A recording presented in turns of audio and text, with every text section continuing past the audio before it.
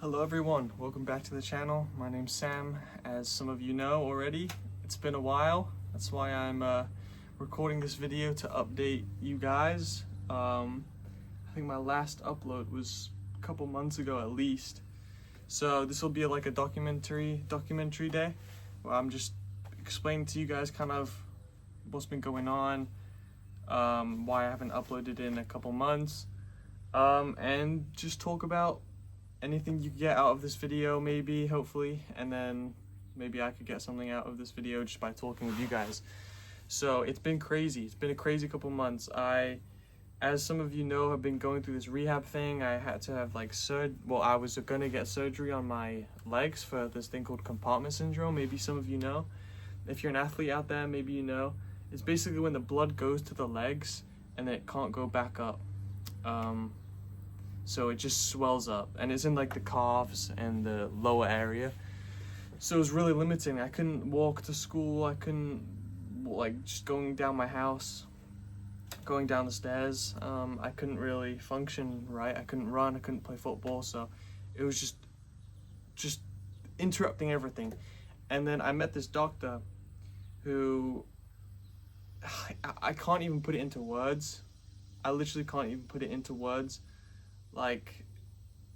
I'll try to put it into words for some of you. Hopefully you're interested in this, because everybody should be interested in this, because it's not something you see every day. It's something that you could learn, because, you know, the physical therapists out there, if you're an athlete or you're dealing with like an injury of some sort, you know what I'm talking about. The physical therapists are not, the doctors are not gonna go in depth. They're just gonna go like surgery, whatever. So for this compartment syndrome, every person, surgeon I went to, said, I've taken a look at your numbers, surgery. The numbers are way too high, your pressure numbers are way too high. If it's above 30, you're positive for compartment syndrome. My first number was 124 or something. So it was pretty messed up. I was pretty messed up. And so I knew either way, surgery or not, it was going to be a long recovery time because of something this bad, and my chronic issue, like my injuries before with the hip surgery and all that, shin splints, stress fractures, MCL, all that. These were chronic injuries, so it had built up and created this awful compartment syndrome, which was extremely high numbers, extremely high pressure levels. And so it was surgery. That was the way I was gonna go. I accepted it. I was like, yeah, this is gonna be terrible. I don't want this, but literally there is no other option. I don't know what else to do. So we were gonna do the surgery, and then a week later I saw this other doctor. I had a phone call with him. He doesn't take any new patients. And I luckily managed to get a phone call through a connection that my mom had, and this phone call was an hour long, and these doctors, let's just say this guy has experience. He's old. He's not old, but he's 68 years old. He's very experienced in the game. He's studied for 24 years or something. I think it's a lot. And he works with high elite level athletes, teams, presidents, you name it. This guy has so much experience with the anatomy and diagnosing and fixing people. He goes to my favorite football team, and he helps diagnose the players when their physios can't do it. And he'll teach the physios how to rehab, and he'll teach these professional teams, physical therapy groups, how to do their job right. And he's taught me so much. So yeah, so I had a phone call with him, an hour long. He doesn't take any new patients, so this was just like a favor that he was doing me out of the connection that I had. And it was an hour long, and he doesn't take any new patients. And this hour was the most interesting hour-long phone call I've ever had. I could tell this guy he knew what he was talking about. You ask him about something, he knows about it, about the body. So I was telling him my scenario. He was asking about my history. He was asking more than just what regular doctors would ask. He was asking, I was telling him my symptoms. And he told me he doesn't think I need surgery. and he told me a lot about the body. So I left that call going, shoot, I don't think I need surgery. He's telling me to massage and go to a massage therapist twice a week. Okay, I'll go to a massage therapist twice a week. Before we could even go to the first physical therapist appointment, this guy texts my mom, and he goes, he's like, I want to get him in. I want him to come and see me, which is like crazy because he doesn't take any new patient. He barely has any, and he's just working on the patients that he had before, and he just doesn't want to, like, he doesn't want to let them go because he's like semi-retired. So he's like, let's get him in. And so I go in, and this is like a 3-hour session. This guy, we're just talking. He's saying where my mindset is at, where my psychology's at, feeling my body, like physically, like how tight I am, what hurts, what doesn't hurt, what are your symptoms, how long have you had symptoms, you play football, what position, like looking at my technique of walking and how I run, my biomechanics. And so I'm like, this guy's crazy. He's speaking all this knowledge that I've never heard in my life before from any doctor. I'm hoping my phone doesn't die, by the way, because I recorded this on 9%. And this session's like 3 hours long, this appointment. And so I'm like, sweet, like, this guy's amazing. And then he's like, I want to see you again, so we can actually start. And then he's like, I've taken you on board, man.